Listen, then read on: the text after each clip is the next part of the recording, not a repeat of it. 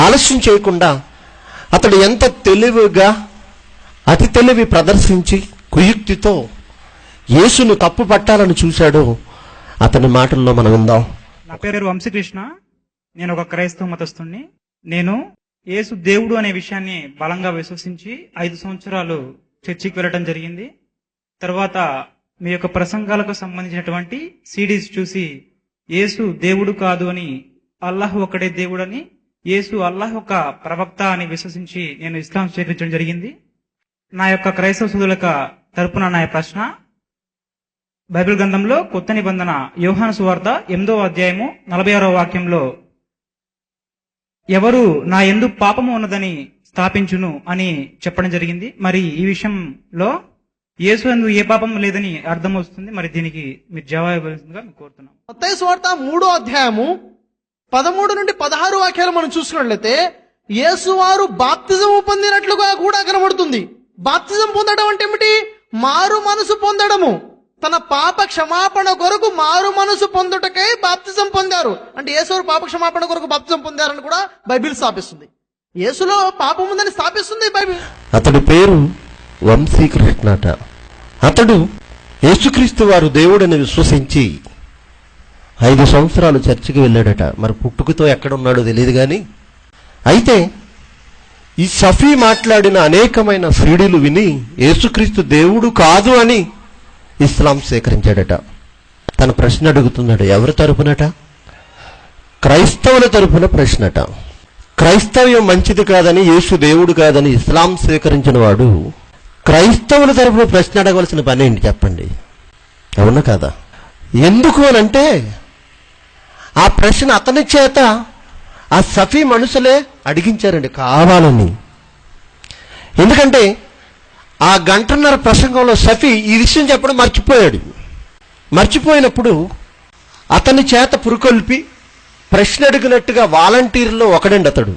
ఆ సభకు వాలంటీర్లో ఒకడే ఈ వంశీకృష్ణ అనేవాడు. ఆ వాలంటీర్లు ఒకడైన వాడిని ప్రశ్న అడిగేవాడిగా నిలబెట్టారు. యేసుక్రీస్తు వారు మాట్లాడుతూ, నాలో పాపమున్నదని మీలో ఎవడు స్థాపించును? 2000 సంవత్సరాల క్రితం యేసుక్రీస్తు వారు ప్రపంచంలో నిలబడి గొంతెత్తి సవాలు విసిరాడు, నాలో పాపమున్నదని ఎవడు స్థాపించగలడురా అని. దానికి ప్రశ్న క్రైస్తవుల తరపున వీడడగడం ఏంటి ప్రశ్న అంటే, ఏ విధంగానే యేసుక్రీస్తు వారిని పాపాత్ముడని చూపించాలని ఒక దురుద్దేశం వీళ్ళలో ఉంది. దానికి సఫీ ఏమైనా సమాధానం ఇచ్చాడు అంటే యేసు పాప క్షమాపణ కొరకు బాప్తిజం పొందారని కూడా బైబిల్ స్థాపిస్తుంది. యేసులో పాపం ఉందని స్థాపిస్తుంది బైబిల్. యేసులో పాపం ఉందని స్థాపిస్తుంది బైబిల్. యేసులో పాపం ఉన్నదని బైబిల్ స్థాపిస్తుందట. దేవుని పిల్లలారా, మీరు ఎప్పుడైనా చదువుకున్నారా అలా? బైబిలులో యేసుక్రీస్తు వారు పాపాత్ముడని బైబిల్ స్థాపిస్తున్నట్టుగా ఎప్పుడైనా ఎక్కడైనా ఆదికాండం నుంచి ప్రకటన గ్రంథం వరకు రాయబడిన వాక్యాలను మీరు ఎప్పుడైనా చదివారా? ఇంతకు బాప్తిస్మం ఎవరు తీసుకుంటారు? సాధారణంగా సర్వసాధారణంగా మనం చెప్పే మాట ఏంటంటే, బాప్తిస్మం అనేది పాప క్షమాపణ నిమిత్తం ప్రతివాడు తీసుకుంటాడు. మీకు తెలుసు, అపోస్తుల కార్యములు 2వ అధ్యాయము 38వ వచనాన్ని చూడండి దేవుని పిల్లలారా.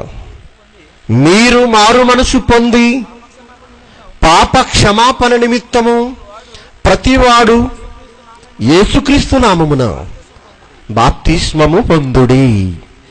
ఈ మాటలో మారు మనసు పొంది పాప క్షమాపణ నిమిత్తం మీరు బాప్తిస్మము తీసుకోండి అని పేతురు గారు చెబుతున్నాడు.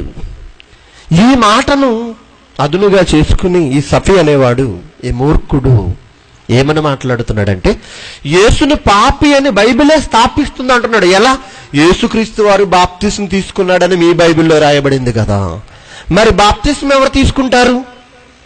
ఎవరు తీసుకుంటారు? పాపం చేసిన వాడు మారు మనసు పొంది పాప క్షమాపణ నిమిత్తం తీసుకుంటాడు గనుక యేసు బాప్తిస్మం తీసుకున్నాడంటే యేసు కూడా పాపి అని బైబిల్ చెబుతుందని తిరిగి అతడి మనసులో ఉన్న ఇస్లాం సోదరులందరి మనసులో ఉన్న వాళ్ళ ఉద్దేశాన్ని బైబిల్కి అంటగట్టి వాళ్ళ చెప్పే విషయంగా కాకుండా బైబిల్ చెప్పే విషయంగా మాట్లాడుతున్నాడు దేవుని పిల్లలారా.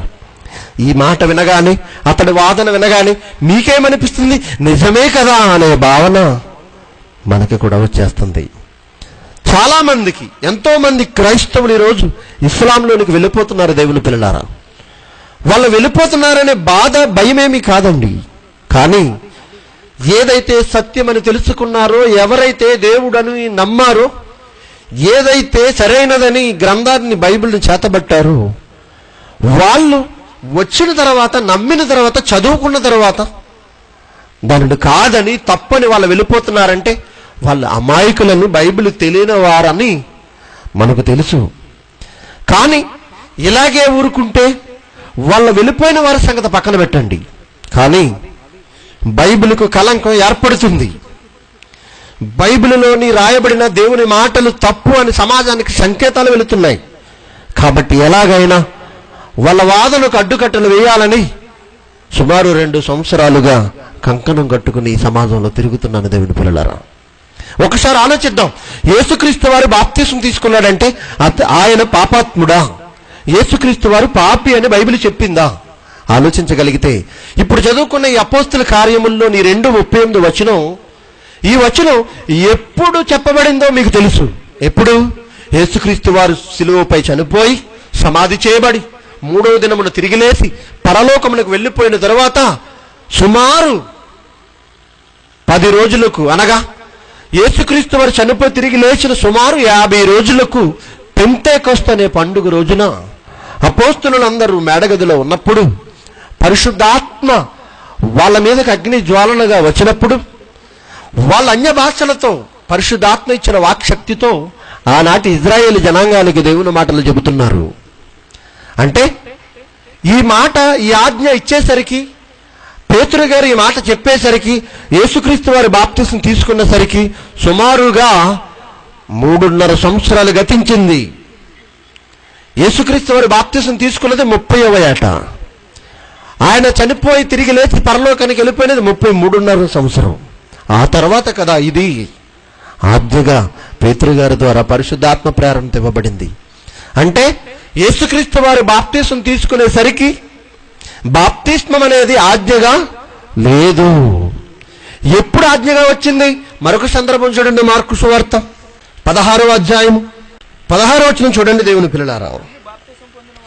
ఈ మాట యేసుక్రీస్తు వారు తిరిగి లేచిన తర్వాత చెబుతున్నాడు. బ్రతికున్నప్పుడు, ఆయన భూమి మీద బ్రతికుండి 3.5 సంవత్సరాలలో బాప్తిసం తీసుకున్న రోజున గాని, ఆ తరువాత 3.5 సంవత్సరాలు గాని చెప్పిన మాట కాదు దేవుని పిల్లలారా. ఇది నమ్మి బాప్తిస్మం పొందినవాడు రక్షింపబడును, నమ్మని వానికి శిక్ష. ఇది ఆజ్ఞగా యేసు చనిపోయి తిరిగి లేచిన తరువాత ఇవ్వబడింది. మరి యేసుక్రీస్తు వారు బాప్తిస్మం ఎప్పుడు తీసుకున్నారు? ఎప్పుడు అనంటే ఆయన సువార్త ప్రకటన ప్రారంభంలో. అప్పటికి బాప్తిస్మం అనేది ఆజ్ఞగా ఇవ్వబడలేదు. అంటే ఇప్పుడు పాప క్షమాపణ నిమిత్తము ఎవరు బాప్తిస్మము తీసుకోలేదు. ఆజ్ఞగా ఇవ్వబడిన తరువాత అప్పుడు పాపాలు క్షమింపబడుతూ వచ్చాయి. అయితే దేవుని పిల్లలారా, మరి యేసుక్రీస్తు వారి బాప్తిసం తీసుకోవాల్సిన అవసరం ఏంటండి అని ఎవరైనా ప్రశ్నిస్తే దానికి బైబిల్ చెప్పే సమాధానం ఏంటో తెలుసా? సమాజానికి మాదిరిగా ఉండాలి. అప్పటి వరకు ఇజ్రాయేలీలందరూ సున్నతి అనే ఆజ్ఞను ఆచరిస్తున్నారు, యేసుక్రీస్తు వారితో సహా. యేసుక్రీస్తు వారు కూడా ఎప్పుడు? 8వ దినమున సున్నతి చేయబడిన వాడండి దేవుని పిల్లలారా. మరి అప్పటి వరకు ఉన్న ఆజ్ఞను, పాత నిబంధన చట్టాన్ని, ధర్మశాస్త్రాన్ని యేసుక్రీస్తు వారు కొట్టివేస్తూ ఈ సమాజానికి ఒక క్రొత్త నిబంధనను ఇవ్వబోతున్నాడు. అలా ఇవ్వబోతున్న ఆ క్రొత్త నిబంధనను క్రైస్తవ్యానికి ప్రారంభపు మెట్టు బాప్తిస్మము. అంటే తనను నమ్మిన వారెవరైనా తనలా బాప్తిస్మము తీసుకునే ఈ క్రైస్తవ్యంలోనికి అడుగు పెట్టాలి, సంఘములోనికి అడుగు పెట్టాలనేది యేసువారి యొక్క ఆలోచన. అయితే మాదిరి చూపించడానికి యేసుక్రీస్తు వారు బాప్తిస్మము తీసుకున్నాడే గాని పాపి అయి కాదు నాయన. పాపి అని కాదు. బైబిల్ ఏమైనా అలా స్థాపించిందా? ఇప్పుడు నా వివరణ బట్టి మీకేమన్నా బైబిల్ అలా చెప్పినట్టుగా మీకు అనిపిస్తుందా? లేదు దేవుని పిల్లారా, దేవుడు తప్పు చెప్పడు, తప్పు చేయడు.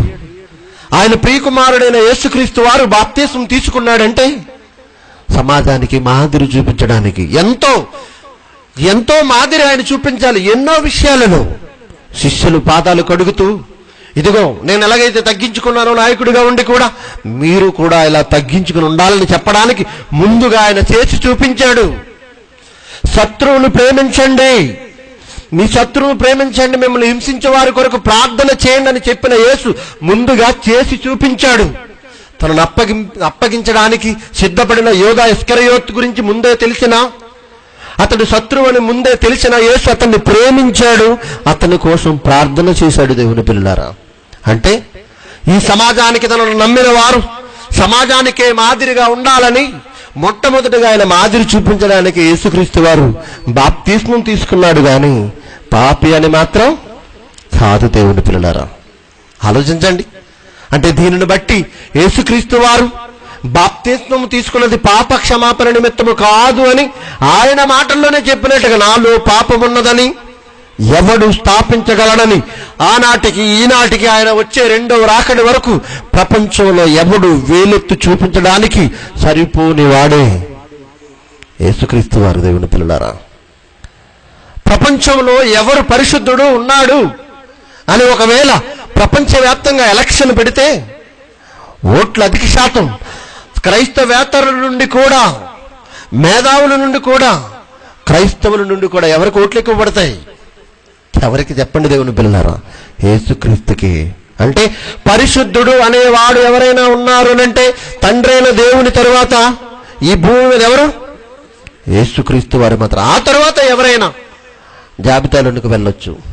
ఆలోచించండి దేవుని